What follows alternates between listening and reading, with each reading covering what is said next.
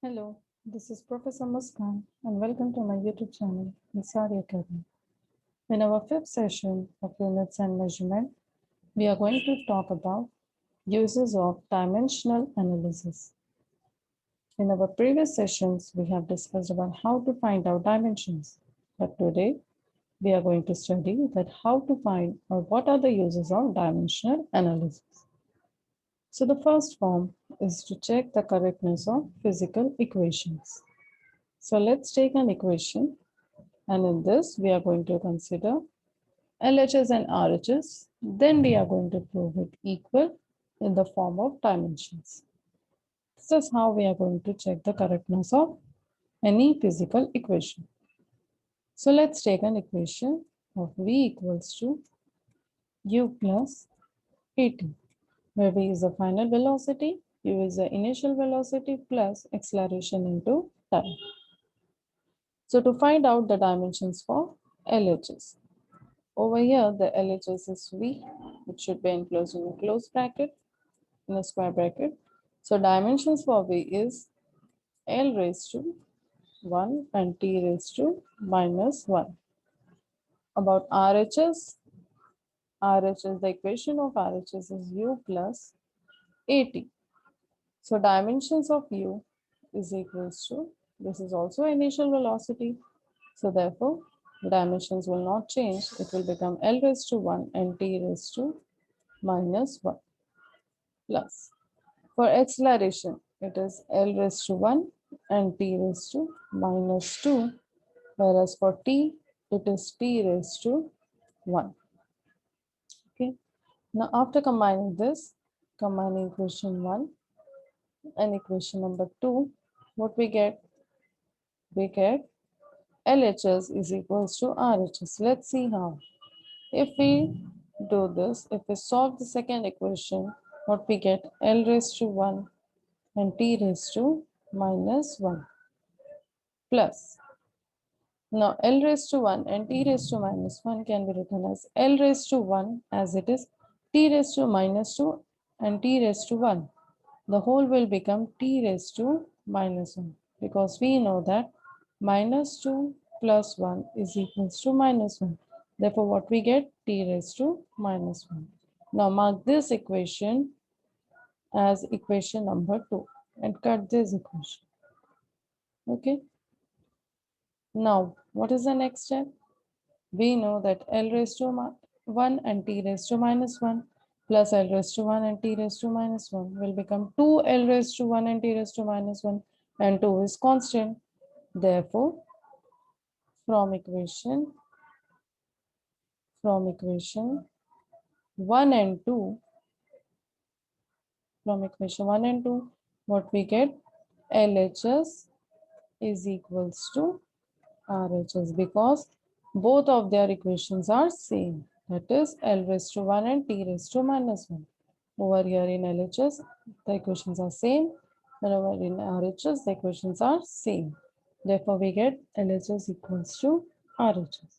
Therefore, the dimensions of LHS and RHS are same. Hence, we can say that the given equation is dimensionally correct. That is what we have to find out. We can say that the equation is dimensionally correct. Now move ahead for the second one. It is to establish a relationship between related physical quantities. It means we have to check the relationship between the two physical quantities. They have took another equation as the time period equation. The time period T of oscillation. We have to find out the relationship between them, between the relationship of simple pendulum, which depends on length, and acceleration due to gravity g. It means we have to find the relationship between time period, the length, and the acceleration due to gravity. And with this, we have to solve in the form of dimensions as we have solved in our last form. Okay, this is our second form. So let's get started. So what we have to find, the relationship between T, L, and G. So relationship between T, L, and G. This is what we have to check in the form of dimensions. So suppose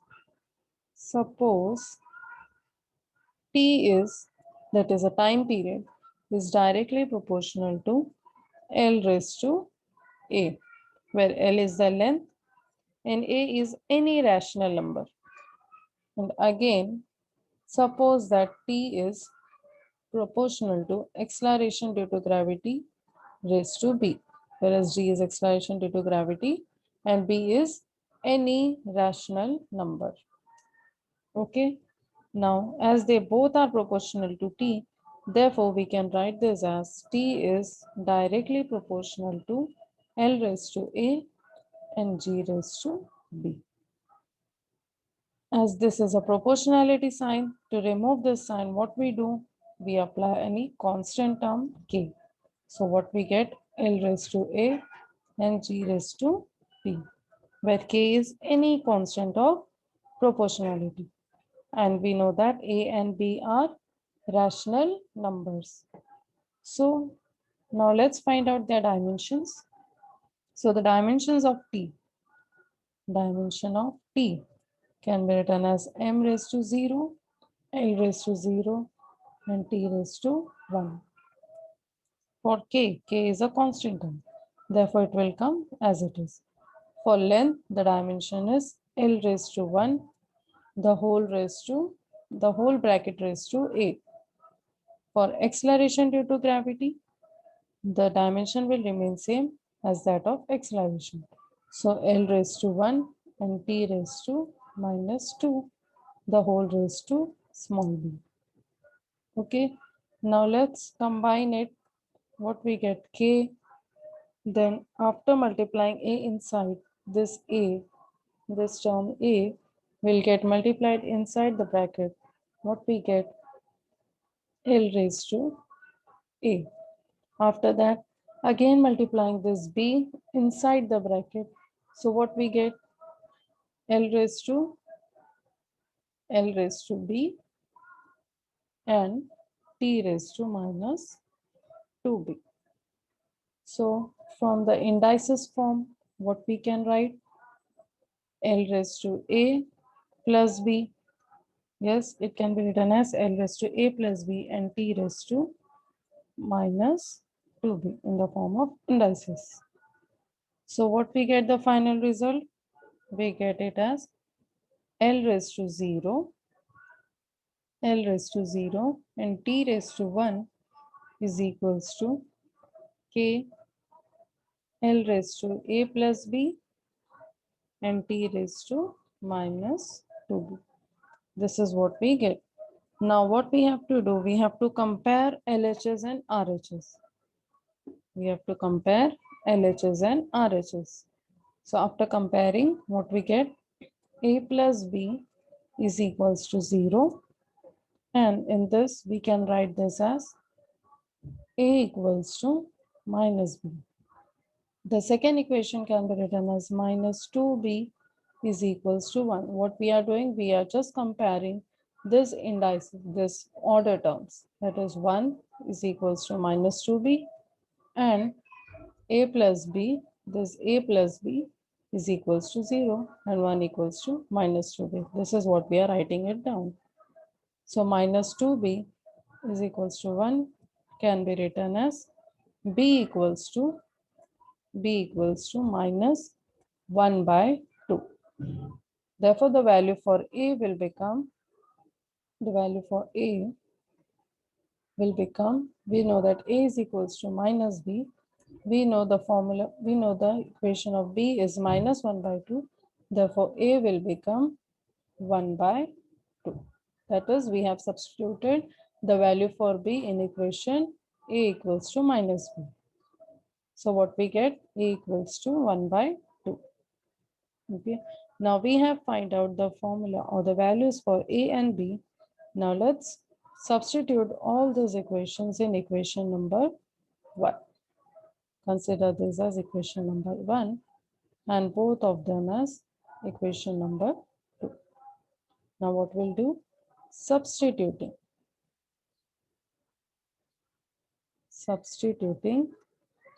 equation 2 in 1.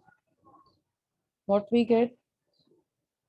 We get T equals to, or this equation, the dimensions for this can be written as, okay. So what we're going to do, substituting instead of 1, we are going to substitute this in equation number star. In equation number star. So you can write over here, substituting 2 in equation number star. So what we get, T equals to K L raised to 1 by 2. This L raised to can be written as 1 by 2 because the value for A is 1 by 2.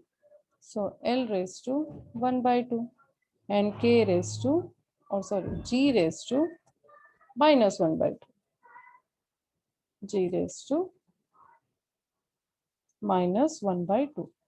We know that 1 by 2 can be written in the form of square roots. Therefore, we get T is equals to K under root L upon G. Now, this will become the formula of simple pendulum. That is what we have to find out the relationship between time period and length with respect to acceleration due to gravity in the form of dimensions. Okay, now let's check for the third form.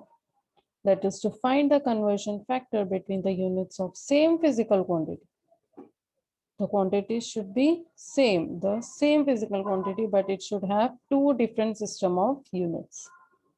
The physical quantity should be same, but the units should be different of the same physical quantity. Like example, for work. Let's take the example for work. In SI unit, the unit of work is, we call it as 1 joule, for 1 joule of work. But in CGS unit, we call it as erg. The unit for work in CGS unit is erg. That is in CGS unit erg, and in SI unit it is joule. Now let's compare all those equations. So let 1 joule is equals to x times of erg. We don't know what is the value for erg. So for 1 joule, we have considered x erg, and then we are going to find out this x in the form of dimensions. Okay, so now let's write few dimensions of it. So dimensions of work can be written as m raised to 1, L raised to 2, and T raised to minus 2, which we have find out in our previous sessions. Okay. Now for SI unit, that is for joule. This is for joule. The SI unit for joule can be written as 1. For joule, we are writing m suffix 1, L suffix 1, and T suffix 1. We are considering 1 suffix for the SI unit of joule, and then we are considering suffix 2 for the CGS unit erg. But the dimensions will be same because the physical quantity is same. So again, m raised to 1, L raised to 2, T raised to minus 2. But over here the suffix will become 2. Over here 2. This is also 2 for CGS unit erg. Okay. Now x will become, the value for x can be written as L raised to, or m raised to 1 suffix 1, L raised to 2 suffix 1, and T raised to minus 2 suffix 1. Okay. The whole divided by, this whole divided by m raised to 1 suffix 2, L raised to 2 suffix 2, and T raised to minus 2 suffix 2. The whole will be enclosed in the square brackets. Okay. Now after this, we are going to compare all these units. That is for mass, the mass m1 upon m2 suffix, the whole can be written as raised to 1 into For SI and CGS, L raised to 1, sorry, L1 and L2, the whole raised to 2. Then for time, T1, T raised to T2, the whole raised to minus 2. This is the values for X, where this suffix indicates the SI units and the second suffix indicates for the CGS unit. Don't forget this. Now, the units for mass, unit for length, and unit for time. This can be written as X equals to, for unit M1, that is M1 is the SI unit, right? So over here, for M1, as we know, this one where the suffixes are 1, we note all these units are for SI units. Therefore, for M1, it can be written as kilogram. For M1, it can be written as kilogram. For M2, it can be written as gram because it comes under the CGS unit.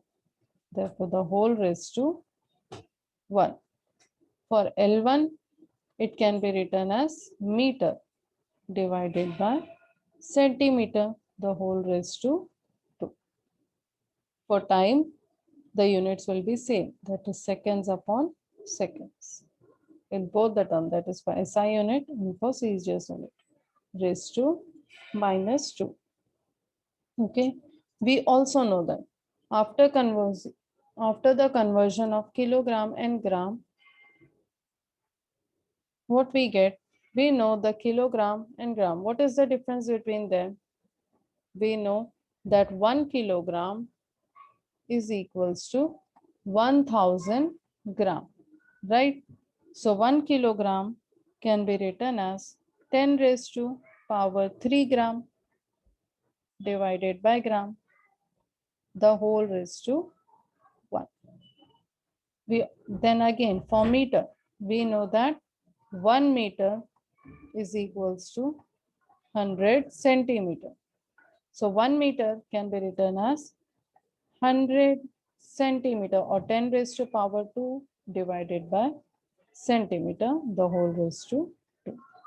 And the seconds are same, therefore it will get cancelled out. So what we left with, the whole term 1 raised to minus 2 because S will get cancelled out. So what we left with,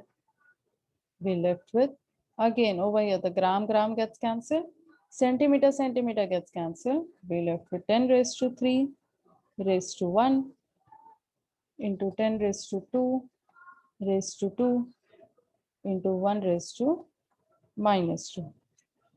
So the last and the foremost equation we get will be 10 raised to 3 into 2 into 2 will become, this 2 into 2 will become 10 raised to 4. Therefore, the whole term will become 10 raised to 7. Therefore, we get 10 raised to 7 or this is what we have to find the value for X. Consider, okay, see here, what we have considered, 1 joule is equals to X erg. So how much amount of X erg we want? That will become 1 joule. So 1 joule of erg is equals to 1 joule of 10 raised to power 7 erg. This is what we have find out. So hence we can write over here as 1 joule equals to 10 raised to power 7 erg.